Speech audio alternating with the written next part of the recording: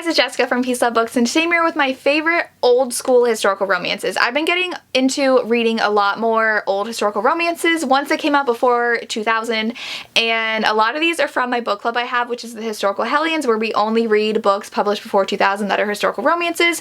I run that with Samantha from Books with Samantha. I will link her channel and the Instagram for our book club down below, and I have, I think, like 10 books on here that are my favorites. I've loved them so much. Old school historical romances do deal with a lot more dark themes than the current ones do. A lot of the current historical romances are a lot more lighthearted, though I like the more angsty ones that come out.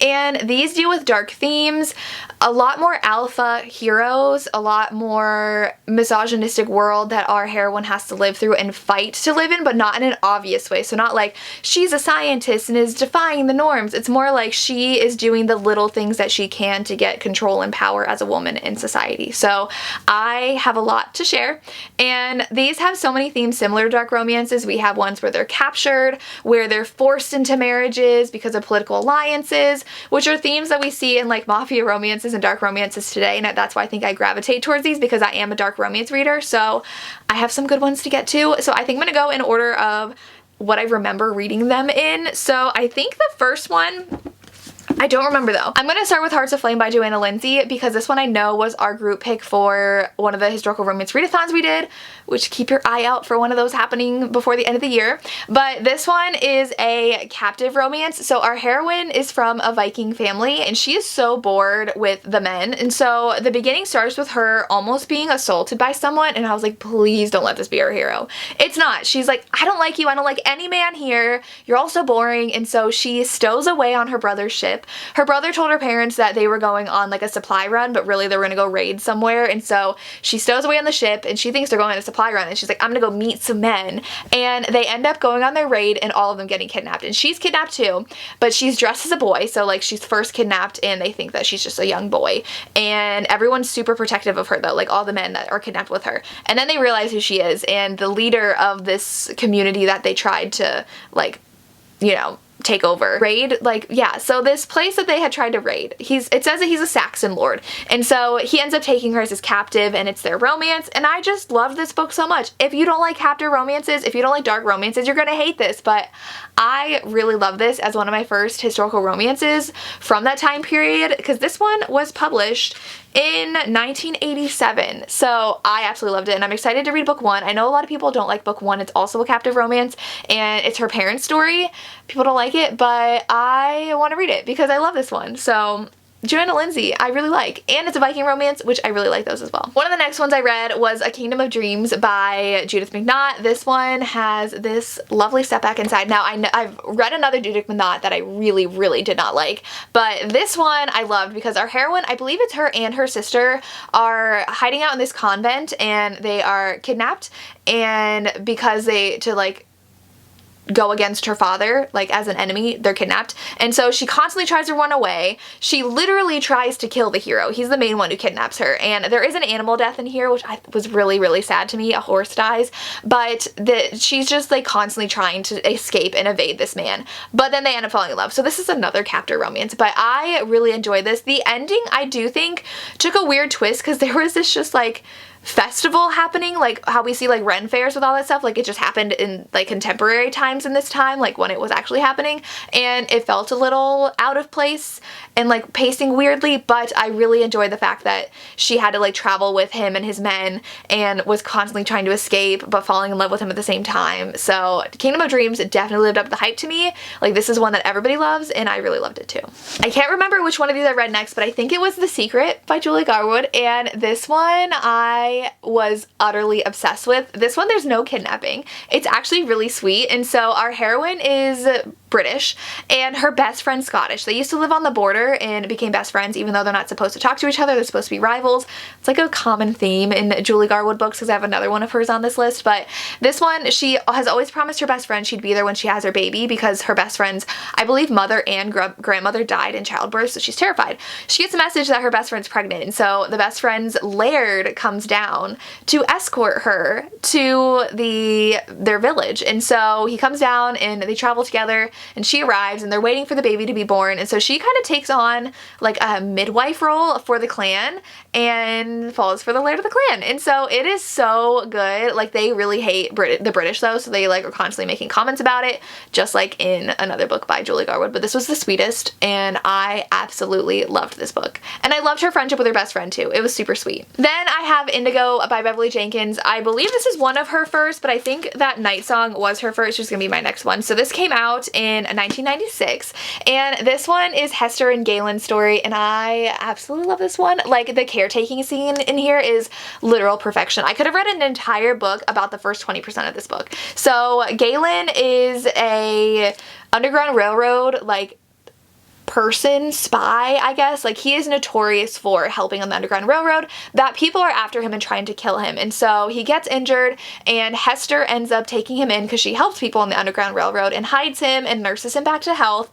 And then the story goes from there. There are villains trying to kill people. Why was Galen exposed and attacked? Like, who was behind that whole thing? So there's always some like murderous villain mystery plot going on in her books, but the beginning of this book was literally everything. It was the sweetest romance ever, and I absolutely love this. So I love Beverly Jenkins. And I will also talk about Night Song, which was our January pick for Historical Hellions. It was our very first one. It is Beverly Jenkins. I believe her first book was Night Song. Yes, so this was 1994. In the beginning, in the prologue, her grandfather is lynched by soldiers. And so she's like, I can never ever trust soldiers ever again. She is horrified by what happened, but she grows up, and then our hero is a soldier, and he sees her and he is instantly captivated by her, and he's like, I want you. And there is a little bit questionable scene about their marriage scene. Like, she doesn't actually consent to being married, but it happens. In this one, she is actually a school teacher, which I really liked. Her reputation is really important. She can't even be seen like talking to a man, or it's too taboo because she's a teacher. But I really like how their romance played out and how everything happened. I loved the hero's best friend in here, and when like the scene when he showed up to talk to them was so funny, and he was such a great character, and I'd love to see a book about him. I don't think that's gonna happen since this came out so long ago, but I really love this book and all the side characters and the romance. I can't remember which one of these came next, but I did read Devil's Bride by Stephanie Lawrence. This is the beginning of a really popular book series, and we have the iconic cape step back in the back. But I really enjoyed this one as well because we have a hero who sees the heroine and is like, you're gonna be mine, you're gonna be my wife. And they end up getting in a compromising position, and that's like his perfect excuse to have her. And I know a lot of you guys have read this and love this series, so I am excited to continue on. But in this one, our heroine comes across this dying man on the side of the road, and the hero ends up stumbling upon them because the dying man like says his name. He's like, I need to talk to him, and he's actually his cousin, I think, but he like passes out and dies, and they have to take his, I don't remember if he's dead or not, but they have to take his body to this like cabin because it's storming out, and they have to spend the night together, and that's what ruins her reputation. And the story goes on from there. We have a villain who would try to kill this man. Why did he have to talk to our hero?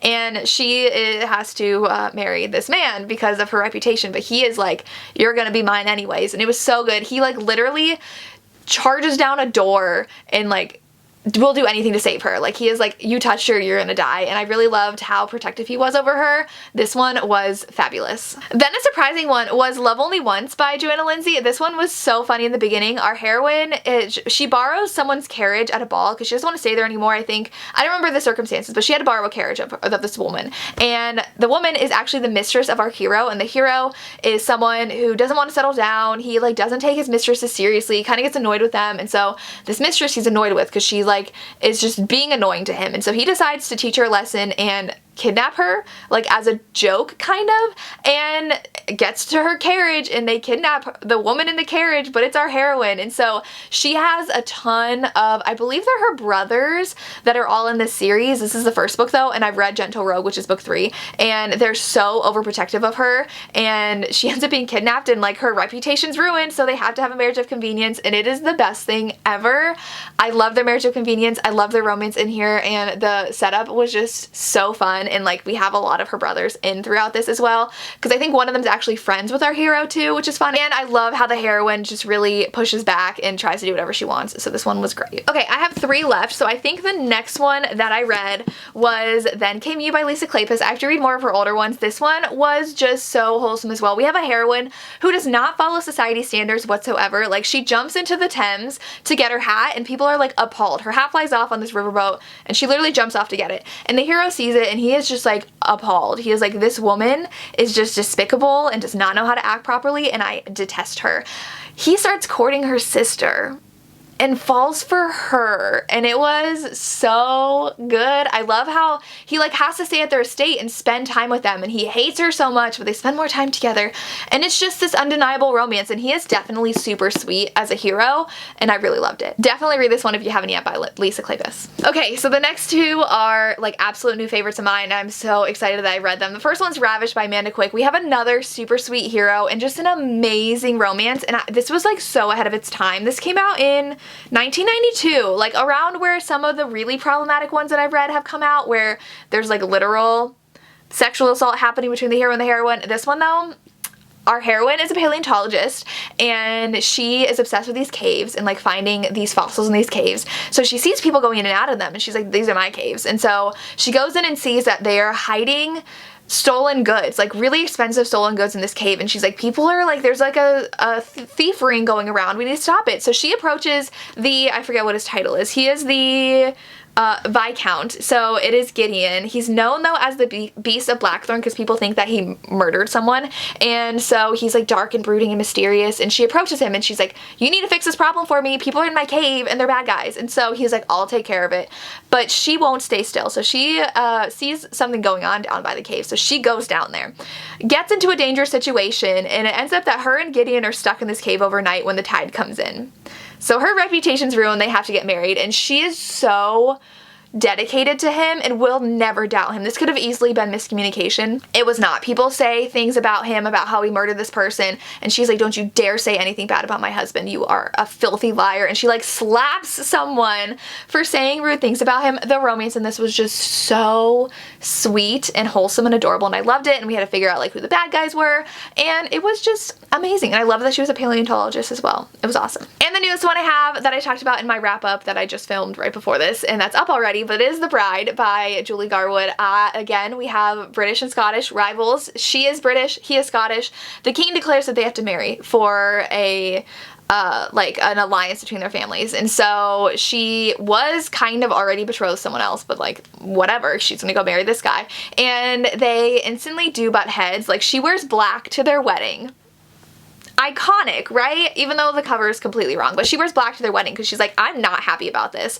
And so they end up traveling together and going back to his clan, and she like fusses and puts up a fight the whole time, but she is undeniably attracted to him and has this kind of like awakening where she realizes she can have a relationship with a man and really enjoys it. And so he wants her to be the docile, content wife, and she pushes back every chance that she gets. People might think it's annoying, but I loved how she did that. And then the whole scene at the end of how everything came together with all the clans, I absolutely loved it. It showed just how valuable she was and how important she is as a person to everybody because of her own identity and her independence, and I love that so much. And the romance in here was so, so good.